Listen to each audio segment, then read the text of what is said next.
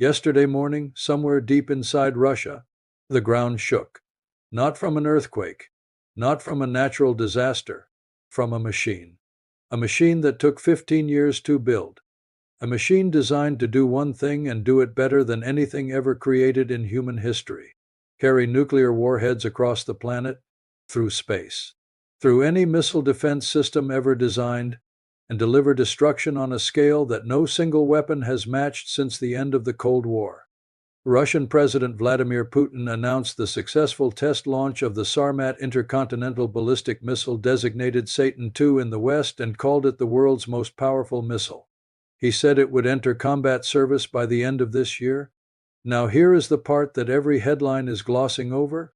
There is no nuclear arms treaty between Russia and the United States right now. Not one. For the first time in over 50 years, the two largest nuclear arsenals on the planet are completely uncapped. No limits, no inspections, no agreements, just missiles. And one of them just flew. So what exactly is Satan II? Why does it matter that it was tested today at this specific moment in history? And what does it mean for a world that is already dealing with one active war and a second one teetering on the edge? While the world's attention has been locked on the Iran war, on oil prices, on the Strait of Hormuz, on Trump flying to Beijing, something else has been quietly happening. Russia has been rebuilding its nuclear sword, piece by piece, missile by missile, warhead by warhead. Since coming to power in 2000, Putin has overseen efforts to upgrade the Soviet-built components of the Russian nuclear triad, deploying hundreds of new land-based intercontinental ballistic missiles, commissioning new nuclear submarines, and modernizing nuclear-capable bombers. This is not new. But what changed in February of this year is everything. The last remaining nuclear arms pact between Russia and the United States expired in February, leaving no caps on the world's two largest atomic arsenals for the first time in more than half a century, fueling fears of an unconstrained nuclear arms race. No caps, no inspections, no verification, and now a missile test. The timing is not a coincidence. The message is not subtle, and the world, distracted by everything else, almost missed it entirely. Russia on Tuesday fired a new intercontinental ballistic missile as part of efforts to modernize the country's nuclear forces, a launch hailed by President Vladimir Putin just days after his claim that the fighting in Ukraine is nearing an end. The footage was released by the Russian Defense Ministry. State television broadcast it nationally. Putin watched the launch report via video link from the Kremlin, flanked by the commander of Russia's strategic missile forces. The message was theatrical, deliberate, designed to be seen. This is the most powerful missile in the world, Putin declared, adding that the combined power of the Sarmat's individually targeted warheads is more than 4 times higher than that of any Western counterpart. 4 times. 4 times more powerful than any Western equivalent. And it can reach any point on the planet. Putin said the Sarmat is capable of suborbital flight, giving it a range of more than 35,000 kilometers or 21,700 miles and an extended capability to penetrate any prospective missile defenses, 35,000 kilometers. To put that in context, the circumference of the entire Earth is roughly 40,000 kilometers. This missile can travel almost all the way around the planet, which means it can approach any target from any direction, including directions that existing missile defense systems are not designed to cover. But what happened next changes the situation completely. Here is something that most Western coverage is not telling you. The Sarmat's development began in 2011. Before Tuesday, the missile had only one known successful test and reportedly suffered a massive explosion during an abortive test in 2024. A massive explosion. A crater left in the launch pad at the Plesetsk Cosmodrome that was visible in satellite imagery. 2 years ago, this program appeared to be in serious trouble. The missile that was supposed to be Russia's ultimate nuclear deterrent had blown up on the launch pad. And then, yesterday, it flew. Successfully. This is why the timing of this test matters so much, because this is not just a weapons demonstration. This is a comeback. A message from Moscow that the problems have been solved, the failures have been overcome, and the most powerful nuclear weapon in Russian history is now ready for deployment. Putin said that the Sarmat missile would enter combat service at the end of the year. End of 2026. 7 months from now.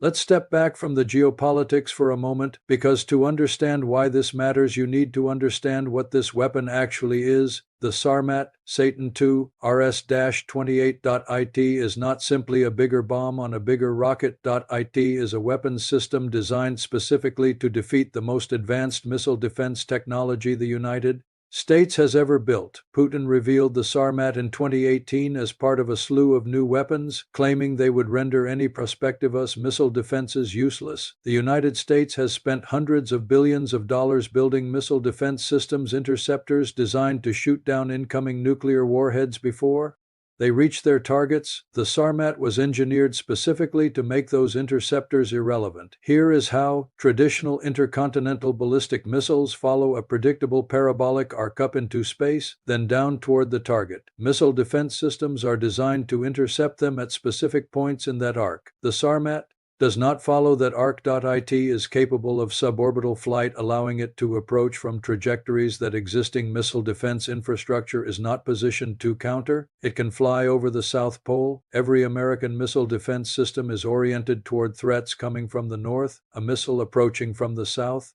At hypersonic speeds, carrying multiple independently chargeable warheads lands in a blind spot, not metaphorically, literally.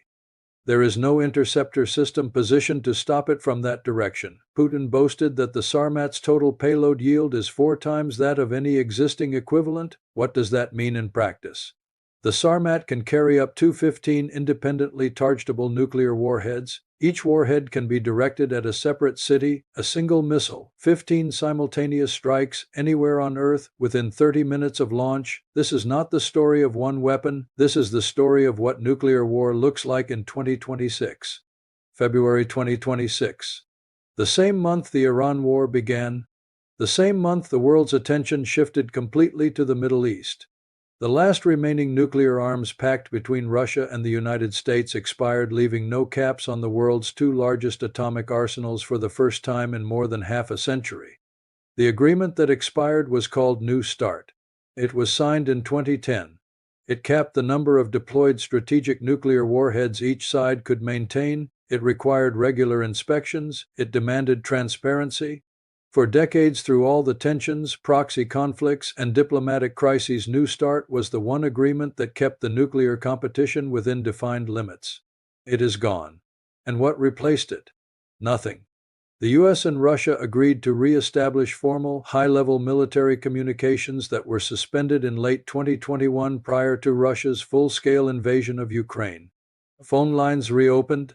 That is the entirety of nuclear governance between the 2 largest atomic powers on Earth right now. Phone lines. What most people are missing here is the deliberate orchestration of this moment. After overseeing a military parade on Red Square on Saturday commemorating the defeat of Nazi Germany in World War II, which for the first time in nearly 2 decades did not include heavy weapons, Putin declared the conflict in Ukraine is coming to an end. No heavy weapons at the Victory Day parade. A public declaration that Ukraine is winding down. And then 4 days later, a nuclear missile test. This sequence is not accidental. Putin is sending 2 messages simultaneously. To his domestic audience, the Ukraine war is ending, we are winning, move forward. To the West, do not mistake the end of Ukraine for weakness, we are stronger than ever. US officials have expressed concern. The president has spoken multiple times with General Secretary Xi Jinping about the topic of Russia, to include the revenue that China provides to the regime. Washington is worried about Russia, talking about Russia, watching Russia. But the Iran war has consumed so much of America's military and diplomatic bandwidth that the response to Satan II has been almost nothing. And this is where things become truly alarming. Because the Sarmat is not the only new Russian nuclear weapon that was unveiled this week. Russia has also commissioned the new nuclear-capable Oreshnik intermediate-range ballistic missile and used its conventionally armed version twice to strike Ukraine. The Oreshnik's range of up to 5,000 kilometers makes it capable of reaching any target in Europe. Any target in Europe? The Oreshnik has already been used in combat in Ukraine. In a conflict that is, according to Putin, coming to an end? Which raises an uncomfortable question. When that conflict ends, Where does a missile capable of reaching any target in Europe get pointed next? Let's bring this out of the realm of military statistics for a moment, because nuclear weapons are not abstractions. They are decisions made by human beings. And right now, the human beings making those decisions are operating in a context of maximum stress, maximum ambiguity, and minimum trust. Think about the decision makers in the room right now. Trump in Beijing trying to negotiate an end to a war he didn't expect to last this long. Xi calculating every concession, every advantage, every angle in a meeting that could reshape the global order. Putin watching from Moscow, having just launched the most powerful missile ever tested with no nuclear treaty constraining what he does next. And somewhere in Tehran, a new supreme leader, Mojtaba Khamenei, running a government still traumatized by the assassination of his father, deciding whether to trust American promises. These are the people holding the future. The US and Russia together possess approximately 4,300 and 3,700 nuclear warheads respectively, according to the Federation of American Scientists, 8,000 warheads, between two countries with no active treaty governing their use. At a moment when both countries are engaged in overlapping crises across the globe, this is the world as it actually exists right now, not as it is being reported.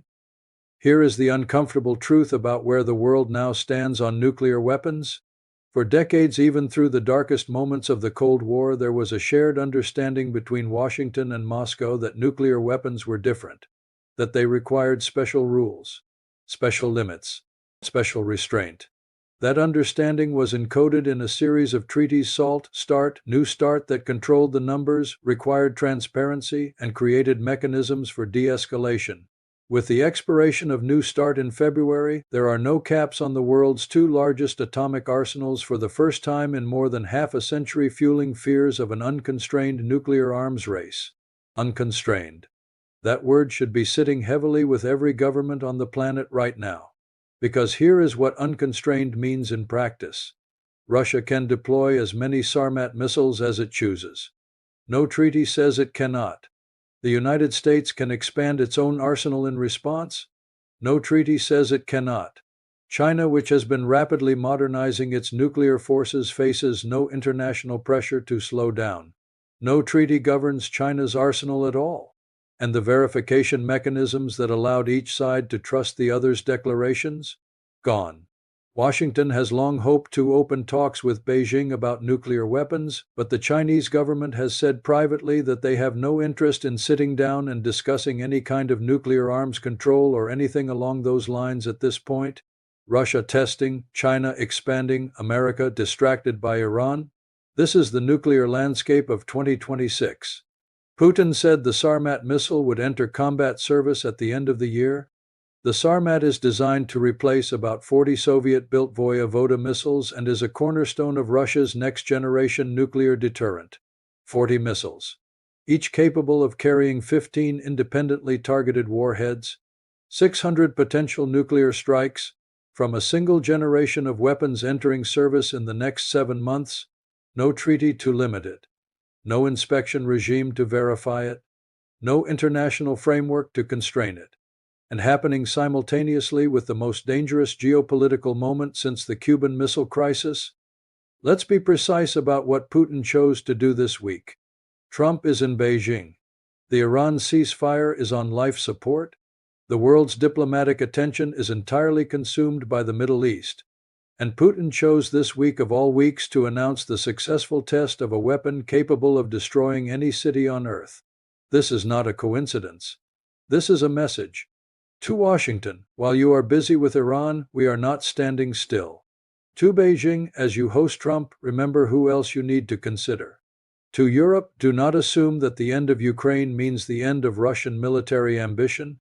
And to the world, the nuclear era is not behind us.